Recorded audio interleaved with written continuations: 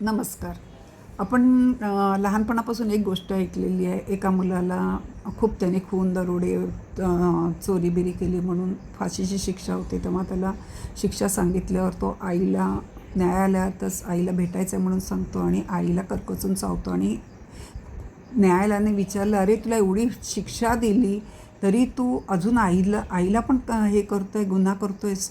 तेव्हा तो म्हणाला, मी हिला चावलो कारण माझ्या ह्या इथपर्यंत पोचायला ही जबाबदार आहे. कारण जेव्हा मी पहिली चूक, पहिली चोरी, पहिला गुन्हा केला, पहिला व्रात्यपणा केला, त्यावेळेला हिने मला सारासार मी लहान होतो, मला सारासार विचार नव्हता. हिने मला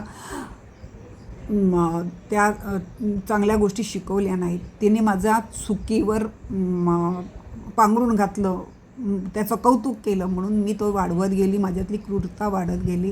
म्हणून मी जेवढा जबाबदार आहे तेवढी ती जबाबदार आहे. पण तुमच्या कायद्यानुसार नुसता मी जबाबदार आहे, मला फाशीची शिक्षा होईल, पण माझ्याकडून तिला एक शिक्षा कळली पाहिजे की नसत्या गोष्टीचं तू कौतुक केलं नसतं तर मी आज ह्याला पोचलो नसतो.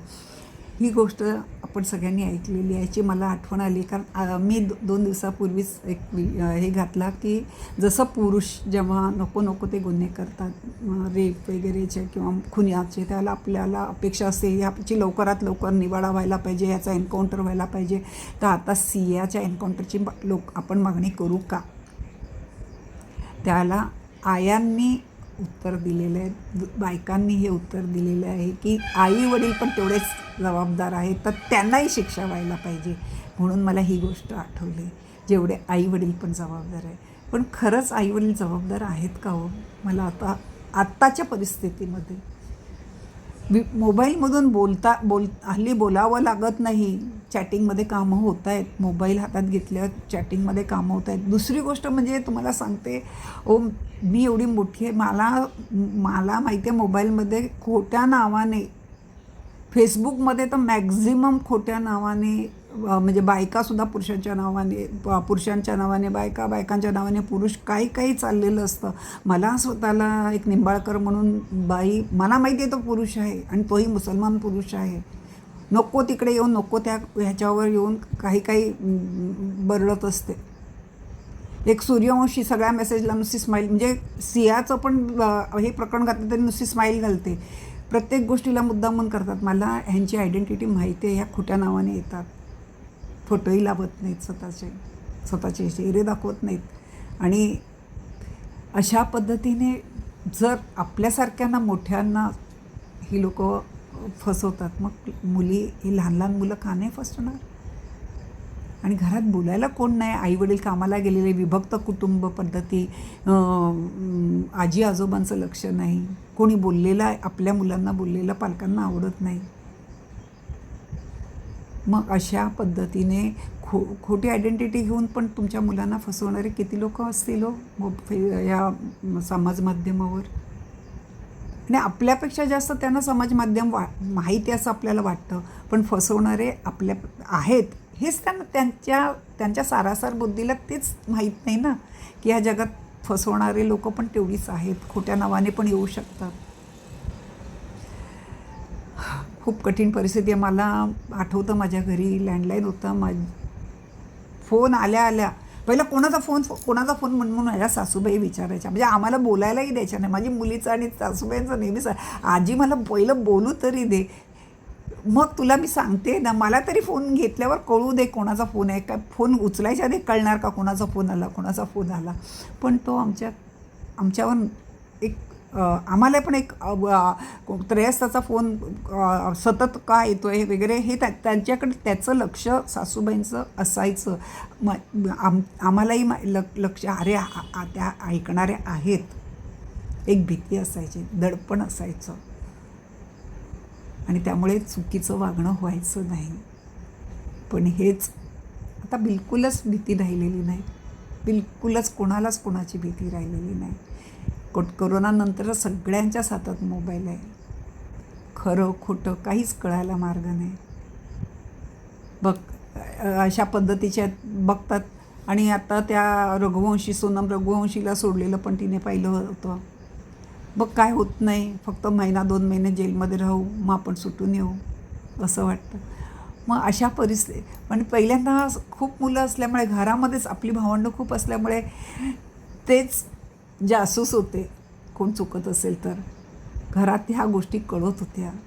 आई हिने असं केलं, आई तिने तसं केलं, कोणाकडून त्या गोष्टी कळत होत्या. आता एकुलते एक मूल, कुणाला काही पडलेलंच नाही. समाजाने बोललेलं आईवडिलांना आवडत नाही. समाजही ह्या भानगडीत पडत नाही. आईवडिलांना नोकरीमुळे वगैरे वेळ नाही. बोला आपल्या आपल्या पाल्यांशी, बस खूप बोला, मनसोक्त बोला, त्यांच्या मनातल्या प्रश्नांना उत्तरं द्या. कारण त्यांना त्यांच्या शाळेतून आल्यावर त्यांच्या ज्या छोट्या मोठ्या समस्या असतात, त्यांच्या ज्या भावना व्यक्त करायला कोणतरी माणूस हवं असतं त्यांना. आणि एकदा का त्या मोबाईलमध्ये वगैरे रमायला लागल्या, आपल्या भावना तिथे व्यक्त करायला लागल्या, मग आपल्याशी त्या व्यक्त होणार नाहीत. कारण ते फसवं जग आहे, ते आभासी जग आहे. कोणाच्या नावावर कोण असेल माहीत नाही आणि माणूस व्यक्त होतो आणि अशा माणसाच्या ह्याच्यामध्ये पडतो. हे लव जिहाद असू दे किंवा आता हे सियाचं वगैरे, ह्या अशाच आभासी स्वप्नामुळे आहारी गेलेली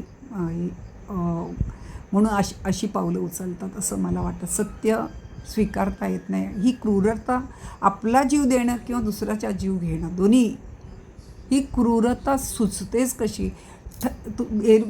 ठामपणे ती विरोध नाही करू शकत असली, नाही मला हे लग्न करायचं नाही किंवा मला चेतनशी नाही करायचं आहे, मला केतनशीच करायचं आहे, हे जर आईवडिलांना तिने स्पष्ट कधी बोलली असेल का ती? आणि तेही जर ती बोलल्यानंतर जर एखाद्या आईवडिलांना वाटलं की नाही, आपल्या मुलगी सुखी राहावी, चांगलं घराणं आहे, चांगलं हे आहे, सुधरेल, लग्नानंतर सुधरेल. पूर्वी नाही का मधल्या काळात सगळे मुलाची लग्न बेवडा आहे, जुवारी आहे, काय आहे, सगळ्यांना सगळं माहीत होतं. त्याचं बाहेर खाली आहे, 2 प्रकरणं आहेत, तरी लग्नानंतर सुधरेल म्हणून लग्न लावून द्यायचे पूर्वीसुद्धा मुलं. आणि झालेली त्यातनं सुद्धा सुधारलेली मुलं आहेत, संसार घडलेले आहेत. मग अशा वेळेला जर त्या मुलीच्या याच्या आईवडिलांना जर माहीतही असेल आणि त्यांना वाटलं की नाही, त्या चेतन स्वभावाने चांगला आहे, केतन स्वभावाने चांगला आहे, गडगंज असू हे आहे, त्याच्यामध्ये सुखी राहिल्यावर ती थोड्या दिवसामध्ये चेतनला विसरून जाईल, असं जर त्यांना वाटलं असेल आणि इतकं मुलगी आपली रानटी असेल असं त्यांनाही वाटलं नसेल असं मला वाटतं. अजूनही मला सियाच्या आईवडिलांचं मी अजून एकही मुलाखत किंवा त्यांचे फोटो वगैरे बघितले नाहीत किंवा त्यांचा चेहरा वगैरे बघितला नाही, पण आपल्या मुलीने असं केलं ह्याचंही दुःख त्या माऊलींना, आईवडिलांना खूप असावं असं मला वाटतं. कारण मला स्वतःला एक मुलगी आहे. कारण आपल्या मुलीमुळे कोणाचं नुकसान झालेलं मला तरी नाही आवडणार आणि जीवाचं नाहीच नाही. खूप कठीण हे आहे. आईवडिलांना शिक्षा व्हावी नाही व्हावी मला माहीत नाही, पण आईवडिलांनी आपल्या मुलांना वर लक्ष ठेवलं पाहिजे, वेळ दिला पाहिजे, एवढं मात्र नक्की. मी इथे थांबते. तुम्ही माझं ऐकता त्याबद्दल मी आभारी आहे.